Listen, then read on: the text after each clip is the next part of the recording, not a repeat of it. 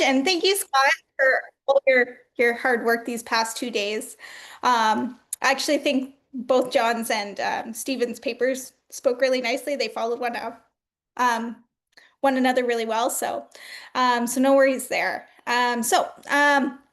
Are you hungrier than a fifth grader? Little girl zombies. So this is actually, I'm working on this in terms of creating a monograph right now.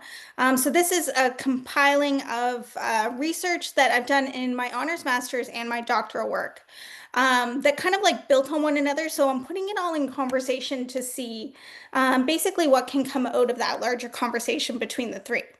So to get started here, we can switch. There we go. So from their inception, the modern zombie, born within George Romero's 1968 film Night of the Living Dead, has included the little girl zombie. So while the film is black and white, Romero's little girl zombie, Karen Cooper, is largely signified as white and presumably blonde. And this is confirmed later in the colorized version of the film.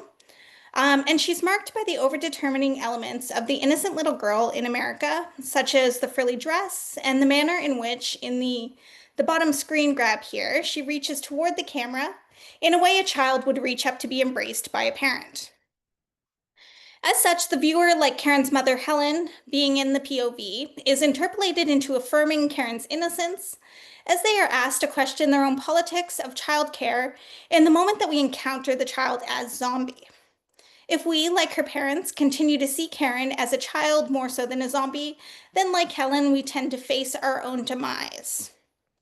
As such, what I want to argue here is not just how the little girl zombie is a paradox, where the discourse of the child and the discourse of the monster seem irreconcilable, but the function of this paradox in interrogating child politics. So in other words, what does the little girl of Romero's 1960s America tell us about the shifting nature of the cultural construction of the child versus that of Robert Kirkman's post 9/11 America or that of today's fungal zombie child? So in what remains of this presentation, I'm going to provide a brief overview of how I theorize the little girl zombie, followed by a close reading of a few examples, such as those in Kirkman's television adaptation, as well as the film adaptation of M.R. Carey's novel, The Girl with All the Gifts. So building on Laurie Marish's theory of the cute in relation to the creepy little girl, which is a subset of the gothic child, Karen McFarlane identifies the hypergendered little girl as a simultaneous signifier of innocence and uncanniness. So according to McFarlane, she is marked by all of the overdetermined and overdetermining elements of the ideal little girl. The frilly dress, the shoes or slippers, the haircut, all signifiers in Western culture of an innocence, of a sweetness, and of an unknowing that precedes and overlays the girl as subject. In other words, the creepy little girl is constructed in accordance with idealized gender markers that are interwoven with a culture's conceptions of childhood innocence. Now, of course, these little girls are not so innocent as they have a bit of a tendency to eat their parents. And Karen, of course, demonstrates this when she commits matricide and patricide simultaneously in the film. So despite this, adult human characters have a difficult time overlooking the signifiers of the cute little girlness in order to reconcile with the markers of monstrosity. So following Jean Baudrillard, the simulation, or in this case, the idealized child with a capital C precedes its referent or the child character that appears zombified within the text. So Karen in Night of the Living Dead is always already child before she is zombie. And that is the paradox of the little girl zombie. So since Karen in Romero, contemporary Western zombie narratives have become increasingly overrun with the little girl zombie. Rarely, if ever, do we get little boy zombies underpinning a history of monstrosity rooted in the she that theorists such as Barbara Creed and her ideas of the monstrous feminine have noted reflect patriarchal fears of cannibalism and castration, where the female body becomes a site of uncontainable abjection and horror. Each season of The Walking Dead, for example, offers a new little girl zombie, including the unnamed little girl in the pilot episode, Sophia in season 2, Penny in season 3, and while she does not appear as zombie on screen, Mika in season 4, and so on and so on. We also have things like Little Girl Zombie from Dead Rising Watchtower, which is actually what she's called in the credits. And of course, we have Vivian from the 2004 remake of Dawn of the Dead. And these are just to name a few. Really, this list can go on. So as you can see, each is overdetermined by these gendered markers of innocence. The first walker that appears on the Walking Dead television adaptation was, in fact, a little girl zombie.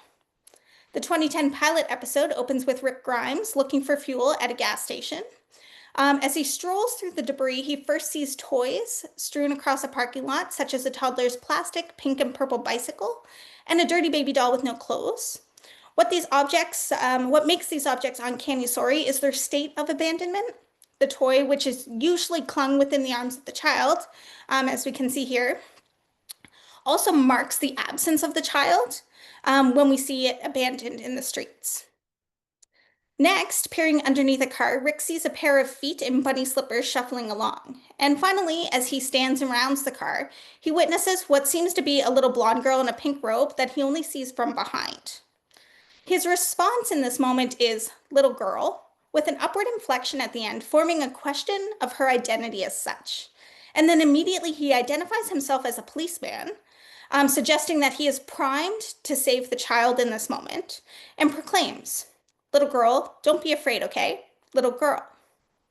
It is only after the third utterance of little girl that she turns around, revealing herself to be the zombie that she is, covered in blood with her mouth torn, and she begins to shuffle toward Rick. Now, he does shoot her before she reaches him, but his facial expressions in this moment suggest that this is quite a difficult decision for him.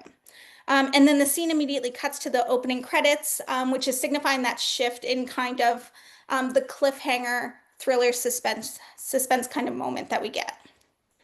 So without names, the little girlness of many of these figures largely precedes any other identifying qualities of their characters, including their zombieism. And this is evidenced by Rick's repetition of little girl in this opening scene. In another example, this is from the 2015 film Dead Rising Watchtower.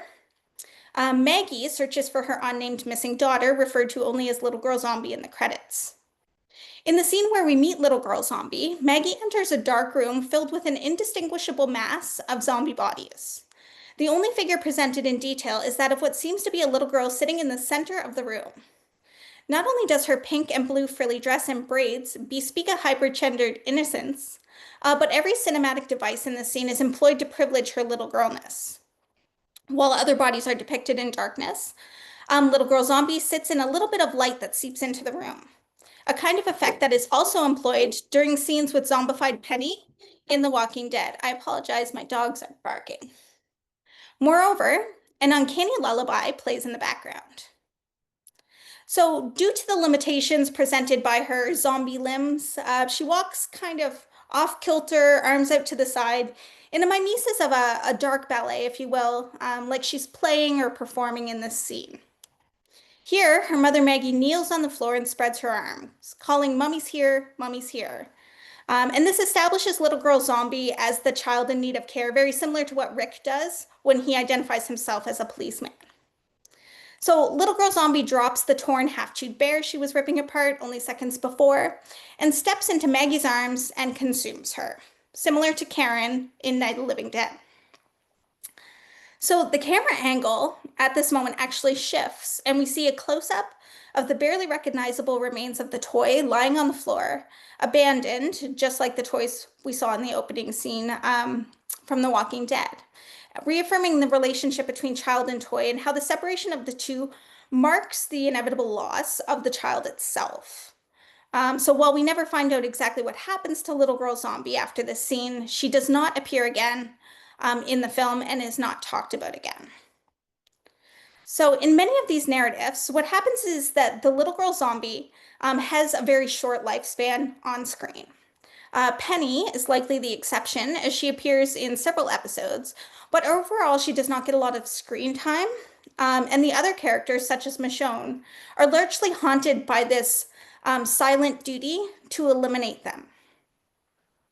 So elsewhere, I have theorized this desire to eliminate the Little Girl Zombie as the Save the Child discourse, which becomes the antithesis or perhaps maybe more so a post-apocalyptic representation of a desire to protect the child. Simply put, the Save the Child discourse is a desire to eliminate the monstrous child in order to save or safeguard their innocence. In other words, whatever a culture puts forth as being a danger to a child determines what constitutes such a saving. So, for instance, and this is not a zombie text, this is a real world example here from 1977 with Anita Bryant, who was an American. And she established a movement entitled Save Our Children that operated under the mantra of I don't hate the homosexuals, but as a mother, I must protect my children from their evil influence. Now, Bryant's platform, of course, does not include any actual proof that homosexuals are overrepresented or evilly influencing child and putting them more at higher risk. What this is merely one person's homophobia drawing on the child as a political tool to fuel their agenda. So Bryant's discourse is unfortunately echoed in much of today's anti-trans and pro-life discourses as well. Bryant's movement finds purchase precisely in the fact that the child is a ready-made cultural figure that we can draw on for political purposes. Throughout what James Kincaid calls the so-called 200 years of child worship that shaped the modern child, the primary consistent characteristic, although it does undergo a few changes of its own, is that of innocence. And this is because, as Kincaid argues, innocence makes you vulnerable, badly in need of protecting, which is one reason adults like it to be in others. The result of the desire to other innocence is to also other the child. And Kincaid points out that when we invented the modern child, we made it live in another country, a country we then decided to make exotic and heartbreakingly attractive, so attractive we did not know how to deal with it, except by invading it, eroticizing it, protecting it with heavy arms, weeping over it, hating it, loving it, lusting after it, disowning it, doing everything but leaving it alone. Essentially, the child became a figure simultaneously idealized, just like the little girl zombie's overdetermined signification, and yet unheimlich, just a little bit uncanny and occasionally at risk of eating their parents. So according to Kincaid, we care for the idea of the child so deeply that the actual children before us are annoying intruders. The idea of the child can hardly put up with actual children. So Kincaid's emphasis here highlights how any real child cannot actually fully embody the ideas of the child. Therefore, representations of children, such as the zombies we get in these texts, serve as sites to play out this annoyance, the chance to push children out of the way so that the idea can remain. In other words, in the zombie narrative, the only way to save the child is to kill them. And that is what I call the Save the Child discourse. So what happens is when the child becomes corrupt, such as what happens with all of our little girl zombies when they become monsters, the concept of innocence is therefore threatened. Stephen Broom states that in the Gothic, because the child can be constructed, it can be corrupted at the same time. And according to Jack Halberstam, the monster announces itself as the place of corruption. In the zombie narrative, child corruption comes primarily in the form of infection via the zombie pathogen and the ways in which the pathogen modifies behaviors, such as forcing children to consume their parents. So the Save the Child discourse comes into play in these texts to interrupt the moment of corruption. For example, in Max Brooks's 2006 novel, World War Z, one of the short stories discusses the case of Sharon at the Rothman Rehabilitation Home for Feral Children in Kansas. Sharon survived the so-called zombie war alone in the forests of Wichita. During his interview with Sharon, the narrator says, Sharon mimics the moan of a zombie. It is undoubtedly the most realistic I have ever heard. While Sharon possesses the ability to speak like a human, she is, of course, still human. Her temporary time in the forest reveals her relationship to monstrosity through the ability to mimic a zombie. She proves how, as child, she embodies multiple forms of othering in this moment. During the outbreak, Sharon was hiding in a church with other children and their parents. She explains how, as the zombies were banging on the church doors, Mrs. Cormode, the pastor's wife, yelled, "The children!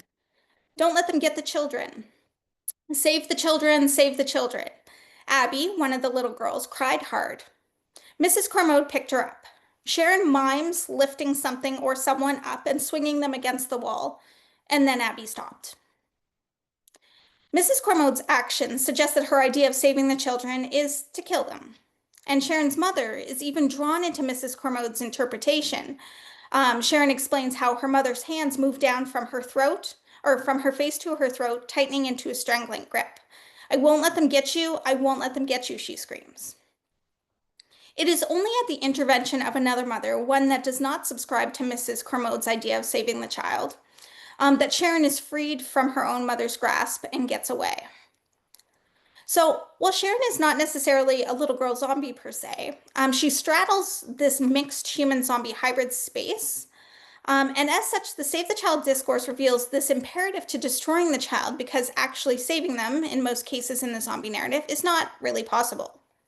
As Broom proclaims, in zombie narrative, or in Gothic narrative, sorry, there seems to be a startling emphasis on children as the bearers of death. So for decades, the overdetermining signifiers of the little girl zombie were quite clear and consistent.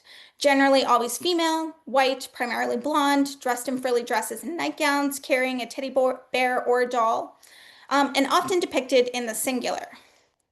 However, this representation began to shift with the emergence of the fungal zombie child during the 2010s, to also include queer and racialized markers that were never there before.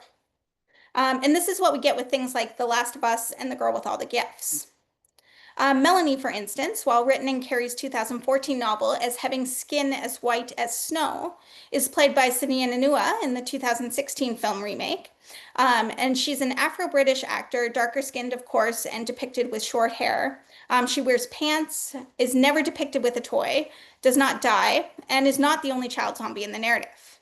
So in many ways, she's represented as the opposite of the little girl zombie.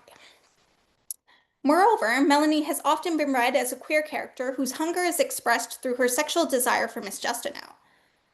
Karen J. Renner, who reads Melanie as queer, warns that symbolizing Melanie's desires as queer runs the risk of coding them as monstrous. And this is indeed a risk and true and needs to be highlighted. But what I'm interested here is how this queer coding also provides the fungal zombie child with a kind of sexual agency that is largely lacking in things like the little girl zombie.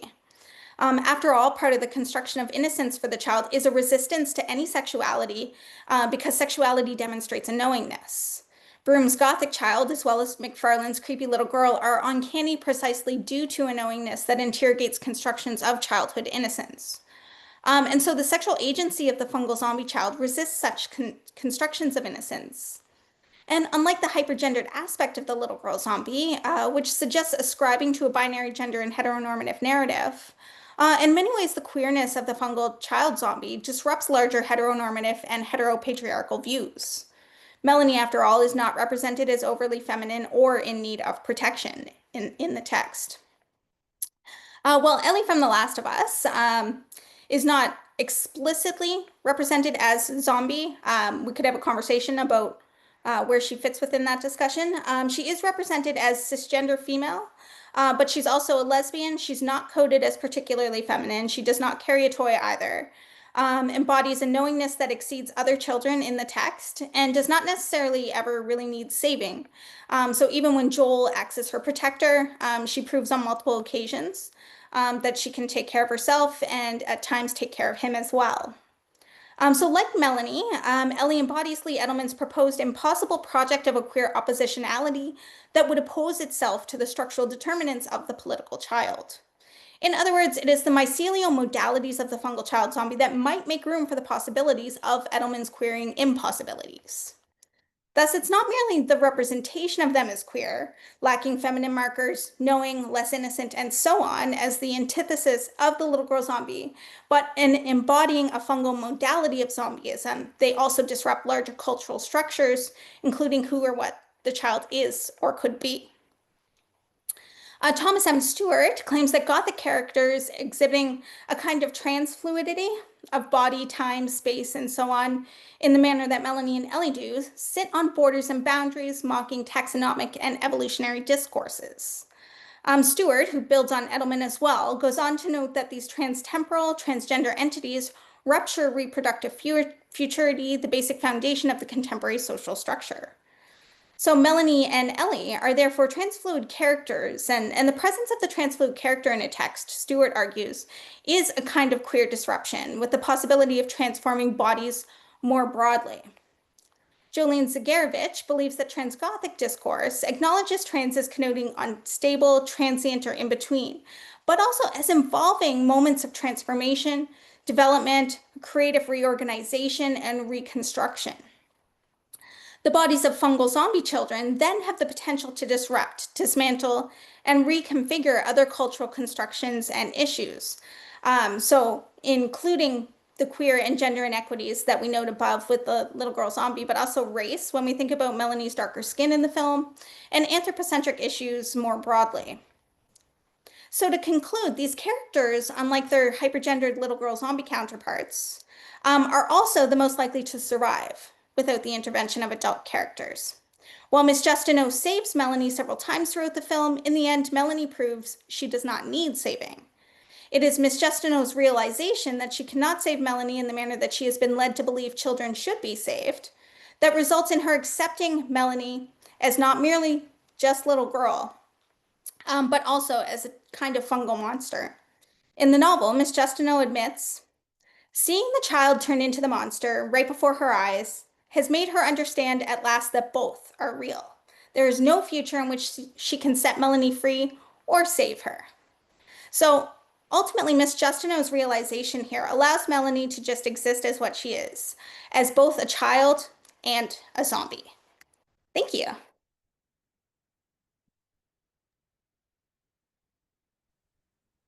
We will just call for people to ask questions, and I can ask one first if I don't immediately see hands going up.